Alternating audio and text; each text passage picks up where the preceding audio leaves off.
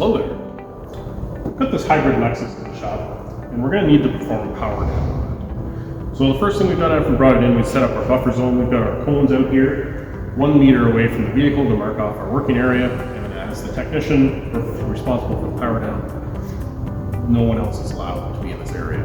All right. The other thing we want to do is definitely put the sign on so that anybody that approaches the vehicle can see what the current state of the high voltage system is. So in this particular case, the system is active because it has not been powered down yet. So there is potential, under the right conditions, for high voltage to be flowing in the vehicle.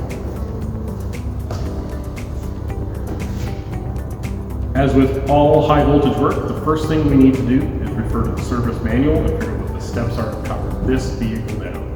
So let's go do that.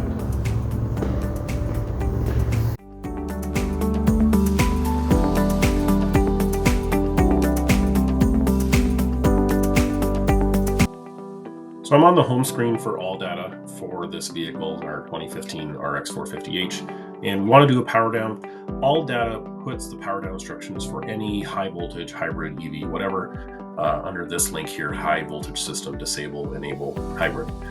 The dealer information will have it in a different spot. ProDemand has a different spot, but all data puts it in this link right here in the center of our page. So we're going to go ahead and click on that since we're trying to do a power down. We're going to click on service and repair procedures, and Toyota refers to their manual service disconnect as a service plug grip. So I want to go under the removal instructions because we're trying to power down.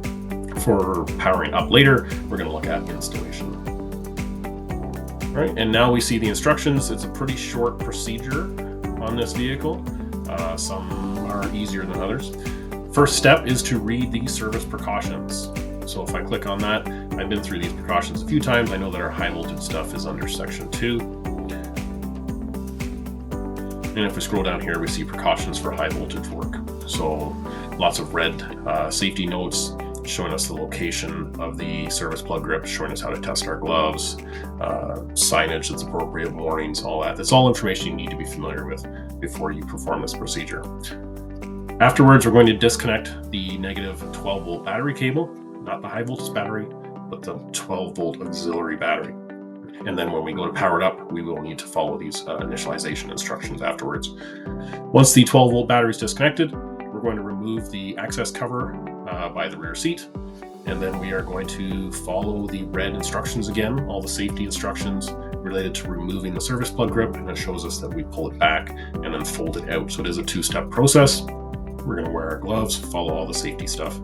And then afterwards, we need to confirm that this system is actually powered down. So we need to wait at least 10 minutes, it says, for the capacitors to discharge. And then we're actually going to test our voltage at the converter assembly, following the instructions to do so that are located in that link. The next thing I need to do is secure this key in a lockbox so that nobody else can come and attempt to power the car up or turn it on while I'm working on it.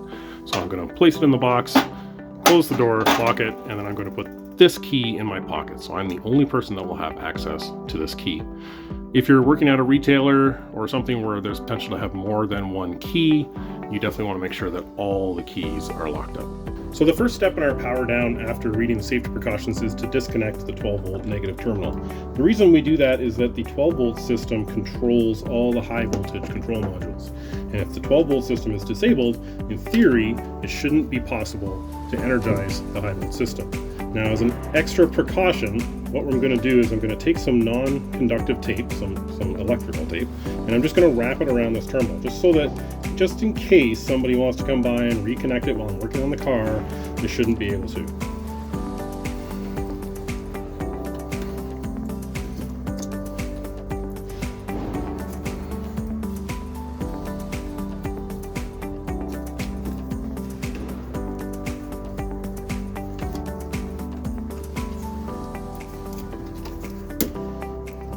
There we go, and we'll just stuff that down here. Anytime we're going to do any kind of high voltage work, we need to inspect our linesman's gloves. So the first thing we need to do is make sure that they're the right size and they have the right rating, so a class 0, 1000 volts AC, and we need to make sure that they are within the expiry date for the last recertification. Next, we need to do a thorough visual inspection, particularly of the areas where the most likely damage to occur, like the fingertips or the palm. and then we're going to perform an air test. So I'm going to take this and I'm going to very tightly roll the end of the glove up and create an air pocket here. And I'm going to watch for any signs of deflation. I'm going to listen for any kind of hissing or anything. And this one seems okay. If I very loosely roll the glove, what I'll end up doing is trapping air only in the fingertips, and it's not a sufficient check. So I want to make sure it's a very tight roll when we do that. So I'm going to repeat that for this glove, and I'm also going to perform a visual inspection of my over gloves to make sure that there's no possibility of any leakage there, and I'm making sure they're class 0 as well. So according to the manual, the next step here is to remove the access cover so that we can get to the service plug. However, in this particular vehicle, the access cover and the seat and most of the interior is no longer in the vehicle, so that's convenient. According to the safety precautions we read earlier, we need to move the handle towards the rear, and then we're going to fold it out. This first step here releases the high voltage interlock circuit. So if there was something still online, which shouldn't be because the 12-volt battery's off, it should recognize that that's unplugged, and it should immediately open the contactors. It also says unlock once we pull it. When you're reinstalling this, you need to make sure that you push that back over because the car won't power up if the high voltage interlock is not connected. So once we've got this, we're going to do stage 2. We're going to fold this thing out like so, and then just pull it out of the battery. So this service plug grip has our 2 high voltage terminals inside of it. We also can see the smaller high voltage interlock connection here, and I'm going to put this in my pocket or in the lockbox because that way I am the only person in control of this. So now that I've got the service plug grip locked up with the ignition key in that steel lockbox, we have to wait 10 minutes according to our service information. All of the high voltage modules in here have capacitors in them, and those capacitors can store that energy until they're bleed off that voltage through their bleed down circuits. So we want to make sure we let that energy just kind of dissipate before we start accessing the inverter to make sure that we have correctly powered this down. Our test point for making sure the high voltage system is depowered is inside the inverter. Underneath this air intake and underneath a cover on top of the inverter in here. So now that we've waited that 10 minutes for it to power down, we're going to start removing some components here and get that cover off, make sure we have our high voltage protection on when we get to that point, and then we can perform our test.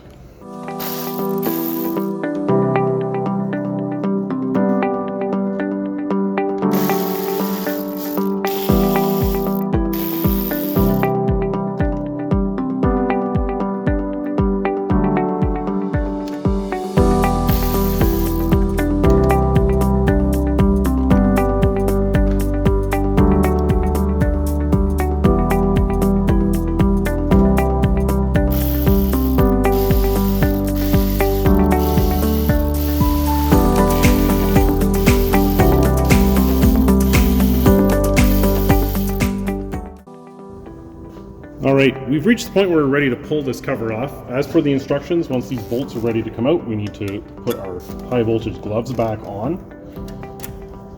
And I've retested them again. Every time they go on, we recheck them. So let's take these bolts, take them out.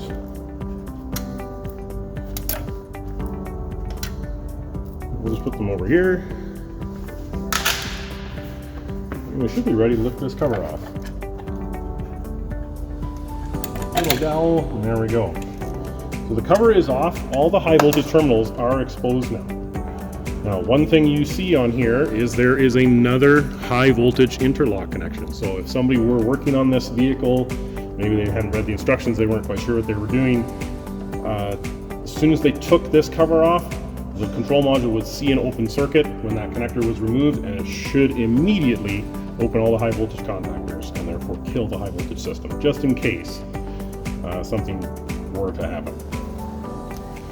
So according to the service instructions we looked at earlier, our test point is these 2 terminals right here.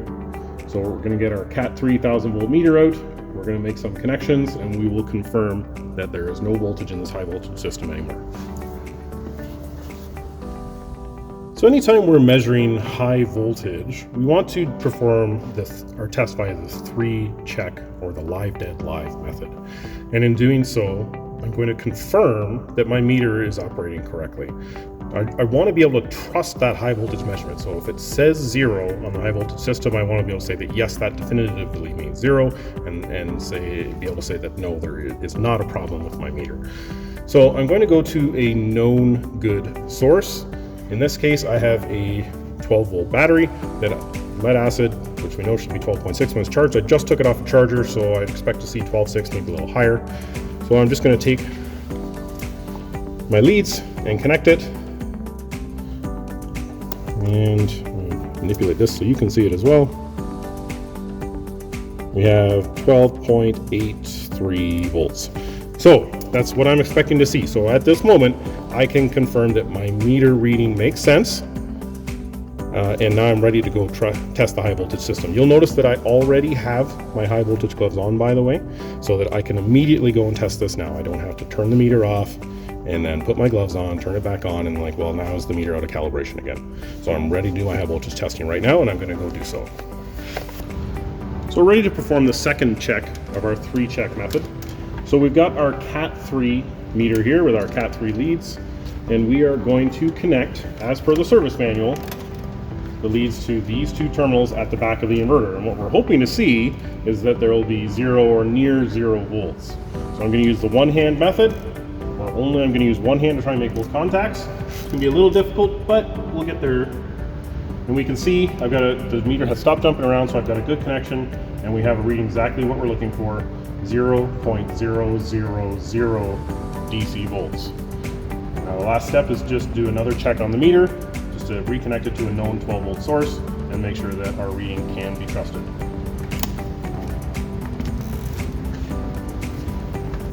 So we've tested the high voltage system and we got 0 volts on it, which is what we were hoping to see, and that would indicate to us that the high voltage system is powered down. So now I'm going to do the last check of my 3-check method, or my live dead live testing, whereas I'm going back to that 12-volt battery from before, and I'm going to reconnect these leads, and we're going to make sure that it still says our expected voltage reading, and it is exactly the same at 12.83 volts. So now I confirmed that the meter is operating correctly before my high voltage measurement. I've confirmed that the meter is operating correctly after my high voltage measurement, so it is reasonable to assume at this point that the high voltage measurement was accurate. So now that we've confirmed that the meter was working correctly before, it was working correctly afterwards, we can safely assume that the measurement we took on the high voltage system in the middle is good and reliable. So this car is powered down. I've reinstalled the inverter lid cover and torqued fasteners to 8 Newton meters as per the manual, just so that during the high voltage service that's going to be performed, nothing accidentally falls down in there, or we don't get water or something in there that would wreck the inverter. So that cover is back on for now. Job that needs to be done doesn't require internal access.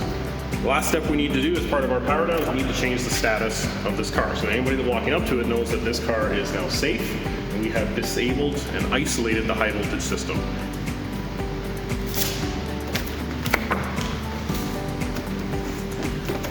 Alright, so now we're safe to perform the high voltage work that this vehicle needs done. After that repair is completed, we're going to perform a power up. We're going to follow the factory service manual to do that, but more or less it's just the reverse of the power down procedure. So that's about that. Thanks for watching this video, and we'll see you next time.